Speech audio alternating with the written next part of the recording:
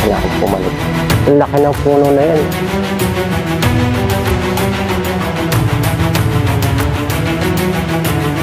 Sa kapag elemento, isang kaluluwa. Yung kaluluwa ka, patunodin mo yung dalawang beses.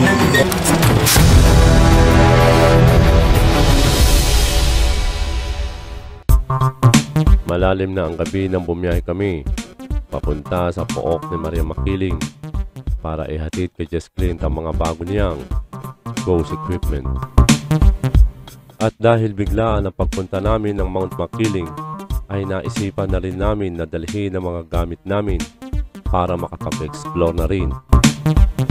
Walang kaalam-alam si Clint na kami ay papunta na sa kanya, at habang kami ay nasa biyahe, tinawagan namin siya.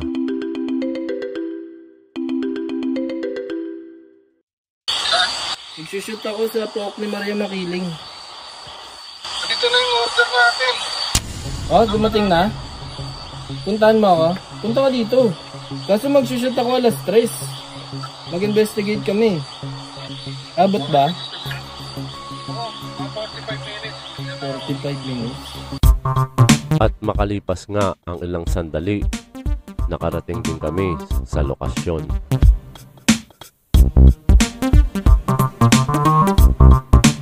So, galing yan. Pwede na testing yan. Di, ikutin mo muna to, mag-investigate kami. Pagkababa ng gamit, chinek na agad ito para matiyak na tama at wala itong sira. EMF siya. So, yung madidetect niya, Electromagnetic pa rin. Electromagnetic frequency. yun. Ito sila to sa mga international paranormal investigator din. Tapos ito yung bagong device ngayon ng paranormal. Flux 2. Ito yung new version. Yung bago? Oo. Damn.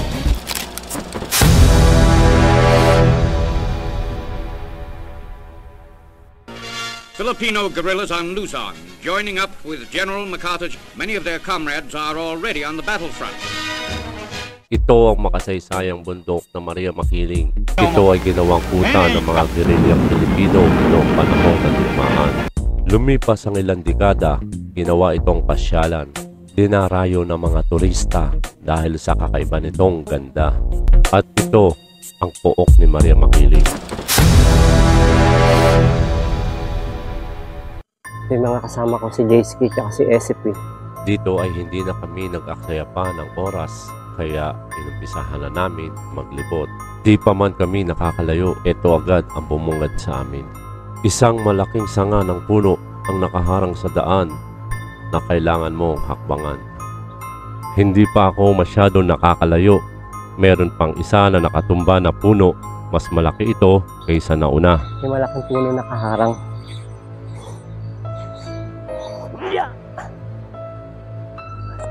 Dahil nga sa dami ng mga sanga na nakaharang sa daan, Ay, sumapit. muntik ko pang mabitawan ito. Habang kami naglalakad at papalapit na papunta sa unang pataas, meron kami ditong nakita isang malaking cottage na nakatayo sa gitna. Akala ko nung una, isa ito sa mga cottage na pinaparenta. Pero ang katotohanan, ito pala ay ang dating restaurant na madalas puntahan ng mga dayuhan. At ito naman ang information office nila, kung saan lahat ng bumibisita dito nagpupunta. Pagpasok ko dito, ito ang nakita ko. Puro busag na ilaw. Mga ilaw na nasayang, hindi na napakinabangan. Tapos yung wala na rin. Ito, isang kwarto to. Ayan, isang kwarto ito. Nakabakante na rin. Meron ditong trails. Papanik doon sa taas. Tapos meron dito isang daan din. Hindi namin alam kung saan papunta to. Saan? Walang daan dyan. Kaya bumalik kami para hanapin ang sinasabi na daan. Medyo pataas dito. Saan daw? At maya-maya lang, nakita na rin nila Jayski at ni SCP itong hagdanan. Bago kami makarating sa pupuntahan namin ay Dito kami papanik ngayon sa taas na to. at hindi talaga maiiwasan ito. Talagang kailangan hakbangan. May mga nakaharang na puno rito. Dito ay naghiwa-hiwalay na kami ng mga kasama ko para sa aming mga solo exploration. Sukal dito eh. Yun oh. Ang laki ng puno na yan. Talaga masukal ang daan dito. Grabe. Habang papataas ako, Ito pa isa. eto ang nadaanan ko. May isa pang abandonadong bahay dito sa taas. Madadaanan mo lang ito bago ka makarating Ito, guys. sa dulo. Ito yung loob ng cottage na to. So wala na rin siyang mga switch. Wala na rin. Tapos yung bintana niya, oh, parang plastic na ano. Yung ginamit dito, hindi ko alam kung ano tawag sa plastic na to. Yung ginamit dito, bintana na to. Meron isang kwarto rito. Meron siya rito ang cabinet. Proceed naman tayo dun sa kabilang kwarto. May nag-iisang kwarto rito. Yan. Palagay ko ito cottage din to. Akala ko kanina ay bahay ito. Meron sila rito ang park house rule. Ano. Tapos ito pa yung mga materials na ginamit. Parang binaklas na to eh. Andito pa oh, sa baba oh. Hindi na rin ako masyado So, nagtagal sa loob nito Lumabas na ako at dun sunod sa kong pupuntahan pinakalimot. ang pangatlong Papanik naman ako pataas sa pangatlong dito. Madilim lang talaga dito. Pakita ko sa inyo yung sarap. Medyo mahirap. Kasi madilim. At sobrang dilim talaga dito. Tapos masukal. Papanik pa rin ako dito sa taas. Pag akyat ko dito, eto ang nakita ko. So guys, narito na ako ngayon sa pangatlo. Medyo nakakahingal. Pataas kasi ito. So sadyang madilim talaga. Mahirap makita. Mag-aano lang ako ng konti ng hingal. After nun, papasukin ko na itong loob.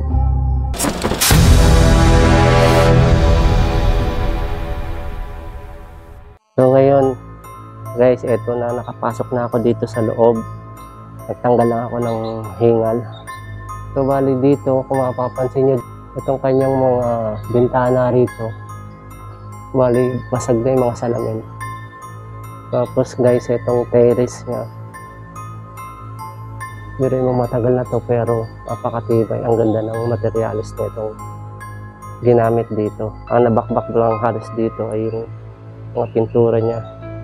Dito, hindi na tayo makakapanik kasi wala na yung hagdan nito. So nilagyan na lang ng ganitong parang tuntungan. Kaso ayoko nang pumanik yan. Tapos yung hagdan niya, kinain na ng anay itong mga kahoy ng hagdan na to. So bali nakakatakot yung panikin to. So bali dito guys, meron silang park house rule na dapat nila sundin 1 to 10. So ito batas. Batas to ng resort dito. Halos lahat ng mga pinasok ko ay may mga nakasabit na house park rule. At hindi na rin ako masyado nagtagal dito, kung kaya't nilibot ko na lang at tinignan ang kabuuan ng loob at labas nito. At nalaman ko rin na ito pala ay isa rin dating kainan dito. So bali ito yung kabuuan ng taas. Hindi ko na magawang libutin pa itong taas dahil ang mga kahoy sa sahig nito ay mukha nang delikado. Hindi na ako makapunta ron kasi marupok na tong mga kahoy niya. Mamaya lumusot pa tayo dyan sa ilalim. Delikado.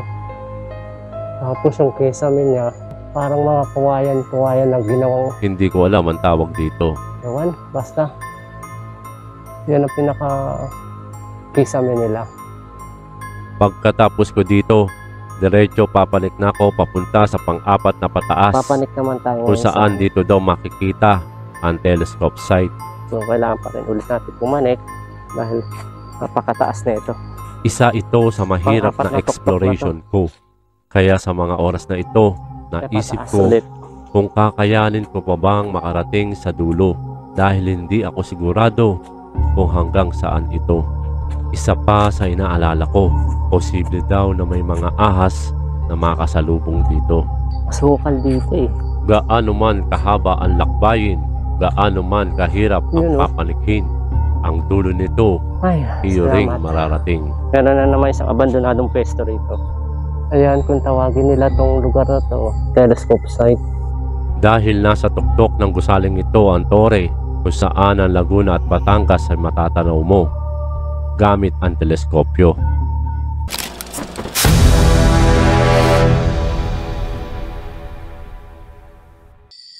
Pagkatapos ko sa telescope site ay bumaba na ako pabalik sa base camp para magpahinga saglit, kumain at magpalit na suot na damit. May nakita pa kami rito ng ibang cottage na bakante. Dito guys, meron pang lababo. Tapos ito yung ano niya. Kuryente. Wala na. Putol na rin pala yung kuryente niya. Hindi na kung napakakasing yung ahas. Kanina doon sa pinuntahan namin, merong ahas. Ito may sila pa dito. Pero yung bowl niya parang nakalis pa eh.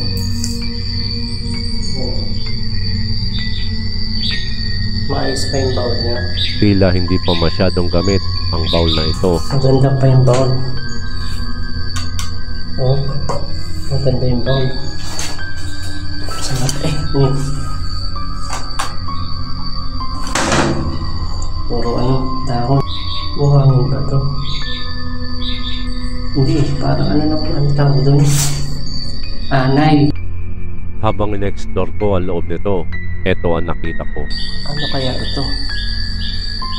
Habang tinitingnan ko ang paligid, napansin ko ito. Ayun o. Meron doon, routing area. Ito ang routing section area nila. Dito pinapausbong ang ugat, mga halaman at tinatanim nila. Sa mga oras na ito, pasado 3:00 na madaling araw.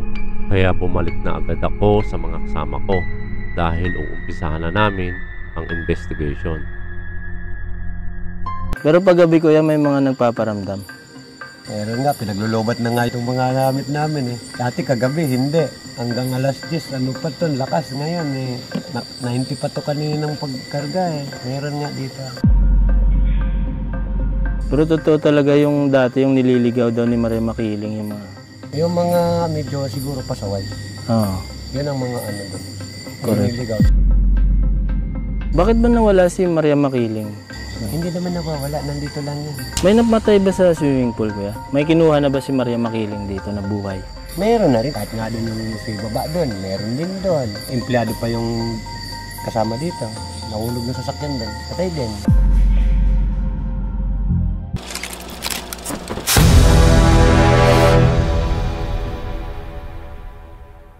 Dito nag-set up na agad kami ng mga equipments at inumpisahan na rin namin magtanong. Magandang gabi. Naparito po kami para kumuha lang ng ebidensya. Meron bang ligaw na kaluluwa dito? Naglatag kami ng mga equipment dyan. Yes. Pwede mo bang patunugin yung bell na yan kung isang kaluluwa ng isang beses? Lapitan mo yung bell. Yes, isa. No, dalawa. Pwede mo bang lapitan pa yung bell? Isa ka bang elemento, isa kang kaluluwa. Kung kaluluwa ka, patunugin mo ng 2 beses. Elemento ka ba? Dalawa. Ina mo. At dito sabay parang may naglakad na kung ano sa itaas. Active sa pag-response ang dead bell at flux. Kaya naman sinubukan ko rin na magtanong kung magtutugma ang sagot nito. Nandiyan ka ba? Pailaway mo nga ulit yung green. Ina mo. Sabi na doon nga siya. Elemento, isa. Kaluluwa, dalawa.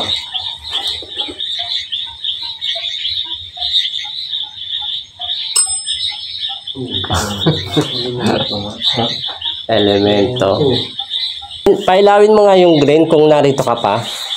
Pwede ba yon? Or patunugin nyo yung dead bell ng isa kung narito ka pa. Ilan ba kayo dito? Patunogin mo ng 3 beses. Kung 3 kayo dito.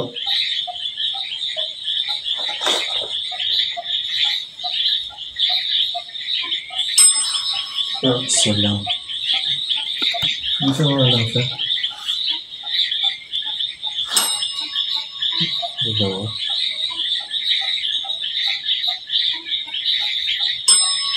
Tatlo. Tapos na. Kayo po ba yung nagpailaw ng REM pad? Sabihin lumapit siya nun kasi gumano yung ilaw. Ayun o! Yun. Ito natin siya. Oh, yun. Sabi sa'yo. Okay. At dito tumunog na rin ang music box. Panay tunog na rin ang death bell. Gusto mo na po ba kaming umalis? Bago pa lang sumilip ang liwanag, napagpasyahan na namin na itigil na ang aming investigasyon at umalis na taglay ang kapayapaan dahil sa bawat lugar na kagaya nito, hindi natin alam kung ano ang mga naninirahan dito.